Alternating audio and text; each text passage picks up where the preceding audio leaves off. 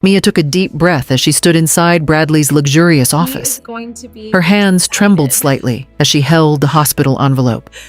Bradley, I'm pregnant. I'm pregnant. For months, she had imagined this moment. She thought he would smile, maybe even hug her. Instead, Bradley froze. His expression slowly turned cold. "What did you just say?" What did you just say? Debbie swallowed nervously. "I took another test this morning. It's confirmed." She held out the ultrasound photo. "You're going to be a father." Before Bradley could respond, the office door suddenly opened. A tall woman walked in confidently, her high heels clicking across the marble floor. She was beautiful, elegant, and smiling. Bradley didn't look surprised to see her. Instead, he smiled back. Then he walked toward her and wrapped his arm around her waist. Mia felt her heart drop. Tell me right now, "Bradley, who is this woman?" who is she?" Mia asked. Bradley sighed as if Mia had become a burden. No point hiding it anymore. He looked directly at her. "This is Catherine." He tightened his arm around the woman. "And she's the woman I'm leaving you for." The words felt like a knife through Mia's chest. "But I'm carrying your baby." Catherine laughed.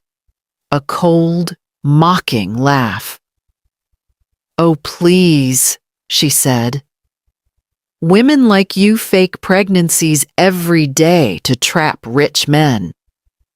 "I'm not lying," Mia shouted. Her hands trembled as she held the ultrasound photo. Bradley glanced at it briefly. Then he looked back at Catherine. And in that moment, he chose her.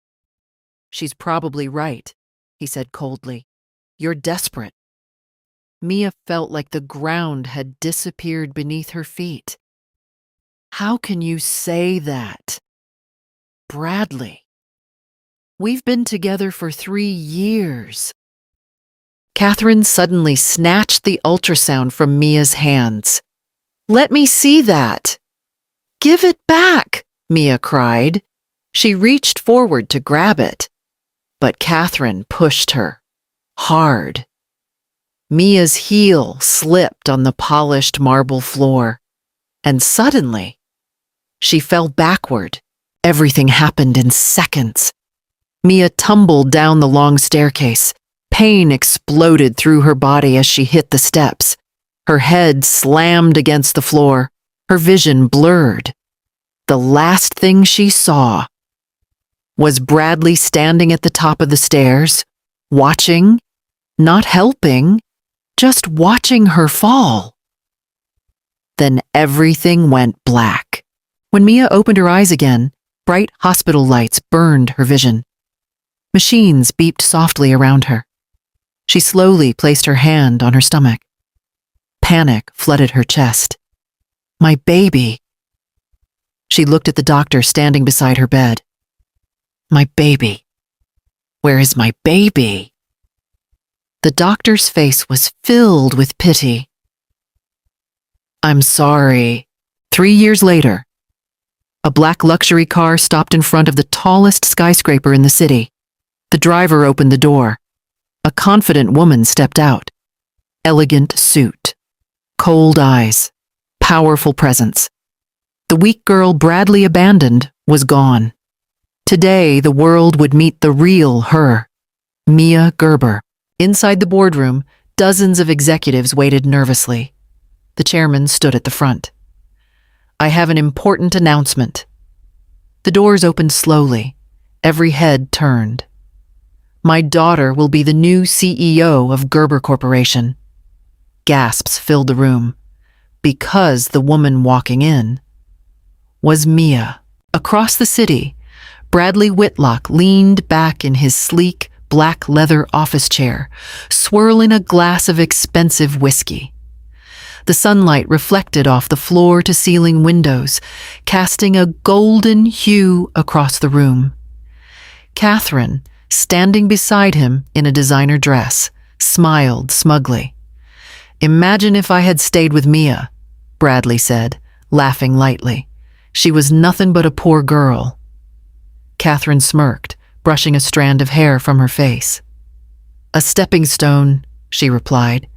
But while they celebrated across town, Mia Gerber sat quietly in a private, dimly lit office, laptop open, her fingers flying over the keys. Every move was calculated, every plan precise. She had been waiting for this moment for years.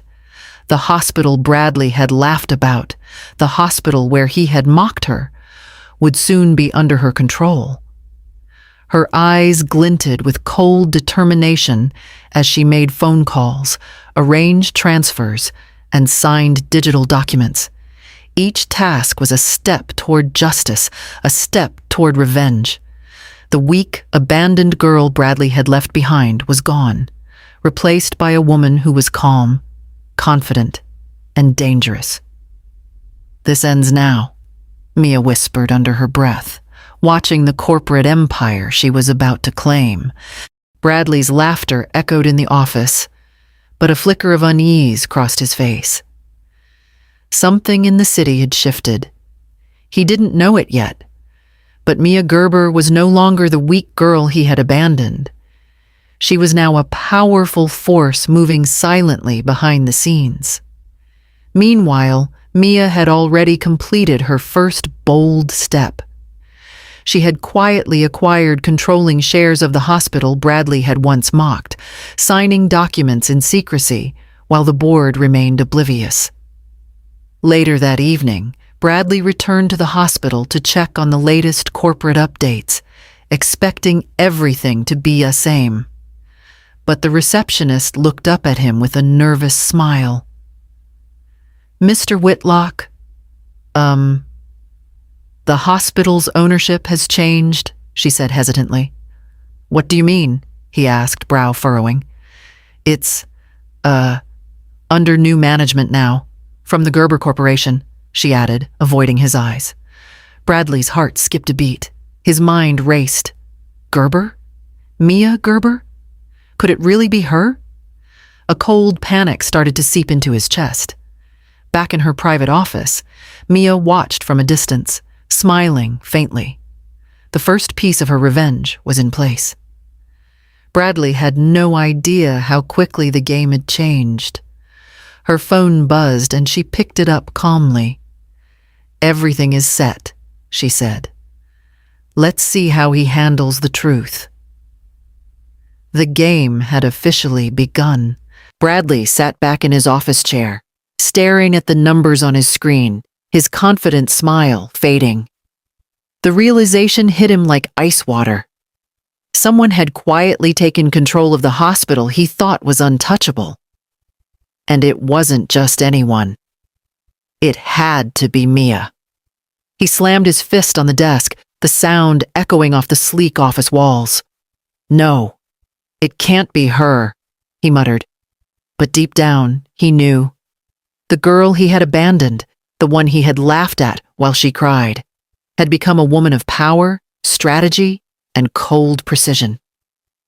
He slammed his fist on the desk, the sound echoing off the sleek office walls. "No, it can't be her," he muttered. But deep down, he knew.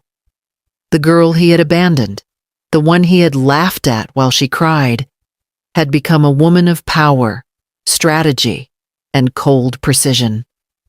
Later, Bradley tried to contact Catherine, seeking advice or some semblance of reassurance, but she was distracted by her own excitement about the promotion.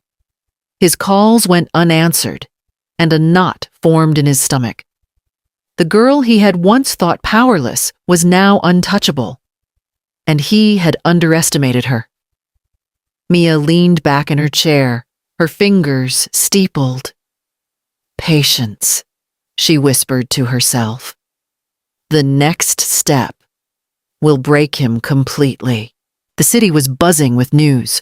The hospital Bradley had built his reputation on was now under new ownership. Mia's name appeared on every headline. "Mia Gerber acquires prestigious Whitlock Hospital." Bradley paced across his office, his hands running through his hair.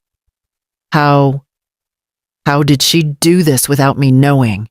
He muttered. His confidence had cracked, replaced with the raw panic of a man who realized he had been outplayed. Catherine watched silently, her own smile fading as she sensed the shifting power dynamic. Meanwhile, Mia stood at the entrance of the hospital, her heels clicking sharply on the polished marble floors. Doctors and staff whispered as she passed, eyes wide with awe and curiosity. She had transformed the institution overnight, new systems, new leadership, and an unmistakable aura of authority. Everyone knew this was no longer the hospital Bradley controlled. Later, Bradley called one of his closest allies hoping for answers, but the response he got only deepened the pit in his stomach. It's true. Mia Gerber now owns the hospital outright. There's nothing we can do. Mia watched from her office window as Bradley struggled to regain control, a small, satisfied smile playing on her lips. Revenge had started, but this was only the beginning. Every move she made would remind him of what he had lost and what he would never get back. That evening, Mia returned to the Gerber family mansion, the city lights glowing behind her as the black luxury car pulled into the long marble driveway. The grand estate stood quietly under the night sky, its tall pillars and warm golden lights reflecting the immense power of the Gerber family. Inside the house, Mia's father was already waiting in the study. "Mia," he said calmly as she stepped in, "there's something we need to discuss." She removed her coat and sat across from him, sensing the seriousness in his tone. "What is it?" Her father folded his hands on the desk. "The Lane family has proposed a marriage alliance." Mia raised an eyebrow slightly. The Lane family? Everyone in the city knew that name. Their corporation dominated finance, technology, and real estate. Joining the Gerber family with the Lane family would create one of the most powerful business alliances in the country. "And the groom?" Mia asked calmly. Her father slid a file across the desk. "Joshua Lane." Mia opened the file slowly. A photograph stared back at her. A tall man with sharp features, dark hair, and piercing eyes. His expression was cold, distant, almost unreadable. "The heir of Lane Holdings," her father continued. "Brilliant, ruthless, and very private. This marriage would strengthen both families." Mia studied the photo for a few seconds before closing the file. "All right," she said quietly. Her father looked slightly surprised. "You agree?" "This marriage is business," Mia replied calmly. "And business is exactly what I need right now." 2 days later, Mia walked into a quiet luxury restaurant reserved entirely for the meeting. Joshua Lane was already there. He stood by the window, tall and composed, his dark suit perfectly tailored. The city skyline behind him made him look even more intimidating. When Mia approached the table, he barely glanced at her. "You're Mia Gerber," he said flatly. "Yes." Joshua pulled out a chair and sat down without any ceremony. "This marriage is purely strategic," he said coldly. "Our families benefit. Nothing more." Mia watched him carefully. No warmth, no interest, no emotion. She leaned back slightly and crossed her arms. "Good," she said. Joshua finally looked at her properly. "Good?" "Yes," Mia replied calmly. "Because I'm not looking for love either." For the first time, Joshua's expression shifted slightly. Not surprise. Interest. He studied her for a moment longer. Maybe this arrangement wouldn't be as simple as he thought. And somewhere across the city, Bradley Whitlock had no idea that the woman he once abandoned was now about to become even more powerful.